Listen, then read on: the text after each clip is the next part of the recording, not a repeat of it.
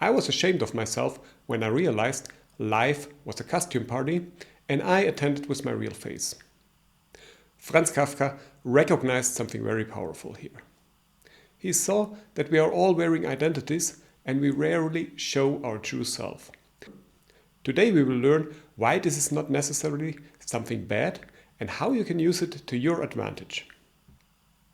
We will start by understanding our identities, what they are and where they are coming from. We will learn how we form identities.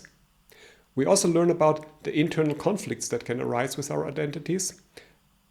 And in the end of the video, I will show you a 4-step process how you can understand your identities better, how you can use them to your advantage, and how you can break free from your sabotaging identities. Let's jump directly in and let's start by understanding our identities. So our identities are what Kafka calls the mask we're wearing, or the filters we use with which we interact with our surroundings, with the world, and with other people. We could also call them our programming, because it's not something that we inherited. It is something we develop during our life or we adapted from external sources. Now, what we have to understand is we all have multiple identities. And this is what you can see here in the image. So in the center, there's our core self. This is who we truly are. And this is what we are without wearing our masks, right? And then we adopt different identities. We have an identity as a parent, could be as a mother or as a father. In our job, we have the identity as a professional. We have identities based on our nation or on our race, our sex, our religion, and so on. And there can be many more depending on your individual life. Now we also have to understand that each identity has its own memories, its own beliefs, its own experiences, also its own values and its own skills. Usually this is a subset of our core values, of our core beliefs, and of our core memories, but not always. Now let me tell you why having identities is something that is necessary and we need to wear these identities. And this is what also Kafka said, that he noticed identities are not per se something negative. Actually, we need them in certain situations and they benefit us.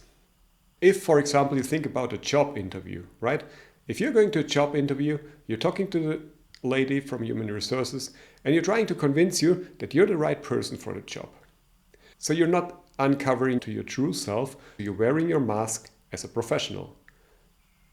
You want her to understand that you're effective and efficient, that you're trustable, that you learned your skills, and you want to put you in the best light that she will hire you. And why is this needed? Because on the other hand, your communication partner is also wearing her mask, right? For her, you're probably the 5th or 8th interview in this day. So she doesn't want to know how you are as a father or how you are as a Christ. She wants to know how you show up in the job and if you're the right fit for that. So actually what's happening is we don't have two naked core selves talking to each other. We have two identities that are facing each other and are talking on the same level with the same basic set of values and beliefs. So how do we create our identities? Our identities, first of all, are not inherited, right? We can adopt them based on the social environment in which we grow up, or we develop them. And this is something that usually starts in our early childhood. Because when we grow up, we want to understand who we are. And therefore, we're looking for identity. And this pursuit of identity is tied to the desire for happiness and belonging, right? We want to be happy in who we are, and we want to belong to a certain group of people and to benefit from their collective power. Now, while I mentioned that identities are not something negative or something bad, they can lead to conflict. And basically, there can be two different types of problems that can occur with our identities. The first one is identity conflict. That means that two of your identities have different values or different understanding, and there's a misalignment between them. An example is that your professional self might value efficiency or success, while your relationship self might value emotion or belonging. And this doesn't always fit together, and that can cause a conflict. The other problem that can occur with identities is if we're getting too attached to certain identities. Because that means we depend on this identity and we cannot imagine anymore living without these identities. And there are numerous examples for that out there, and I think we're all to a certain extent guilty of that. This can be, for example, the identity with a certain sports team. Or something that's also very popular today is the identity with a certain political orientation or ideology. Imagine there are people that identify more with a left wing and people that identify more with a right wing ideology. And you can see and hear how people are talking about their identity with that. If we are looking on the US elections right now and you're in favor of one of the parties, you usually don't say this or that party will win. You're saying we will win, right? You're becoming a part of the larger group. Even if you're not actively involved in this party, you still say we. Even if you don't have any contribution whatsoever to the success or the failure of this party, you will say we will win or we lost.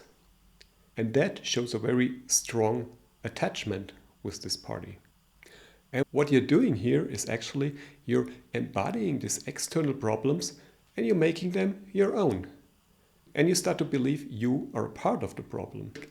An extreme case is if you don't even accept other opinions anymore, but you just see your own opinion or your party's opinion as the universal truth, and you don't allow other perspectives anymore.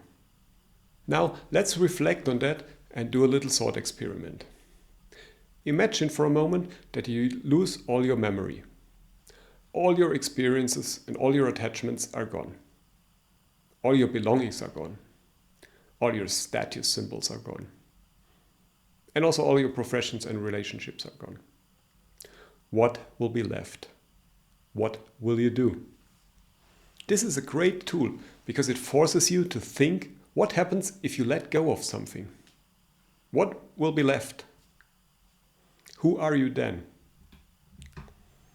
And this is your true self. And it doesn't mean that you just have to stay with that and that you should only be this true self. You can have your identities, but understand what your core is. If you're getting to this point, it's basically you're newborn. You have to relearn everything. And that's actually a very good thing. Not to throw away everything, but to unlearn things and learn new things. And this also applies to your identities. These thoughts can be scary, I understand that. But this fear is actually an opportunity for you to grow. Because our identities are not something fixed or given. And in times they have to be re-evaluated. And eventually also abandoned if they don't serve us any longer. Great. I think by now we reached the same point that Kafka reached in his life. That he understands that in certain occasions it's very helpful to have our identities, and it's also good to have a toolset of identities so we don't have to abandon all of them and we don't have to see them as negative, but we need to understand what they are, in which situations they're helpful, and in which situations they're hindering or sabotaging our progress. Now let's see how we can use our identities in the right way and how we can break free from sabotaging identities. Let me introduce to you a 4-step process how you can achieve that and how you can live better with your identities. The first step is awareness. You should start to recognize as often as possible when the different identities are active and also when they're getting in conflict with each other. If you're in situations, for example, where 2 identities could show up. For example, if you go for a dinner with your kids and your boss is also present.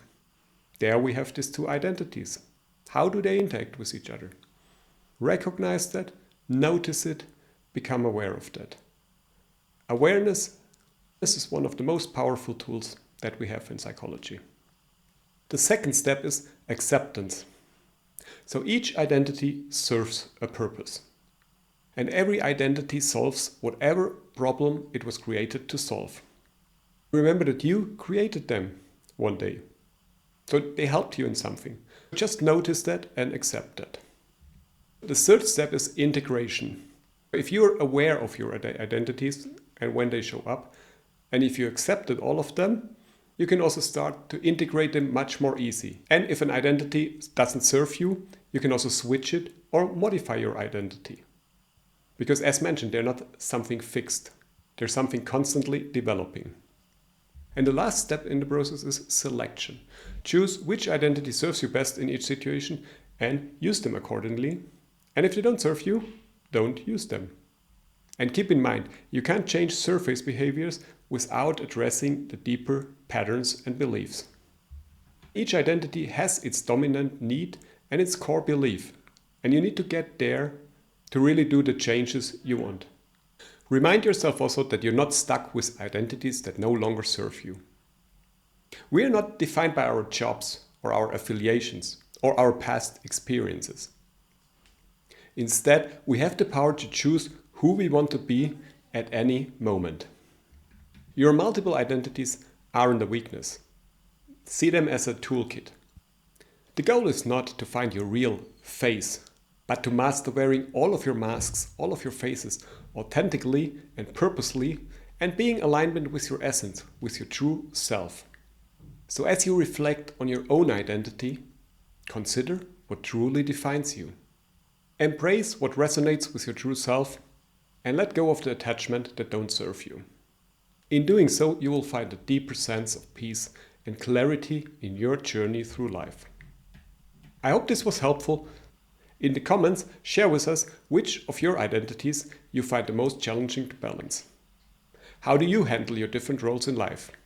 I'm curious to learn more about you. And with that, I would like to thank you, goodbye, and see you in the next video.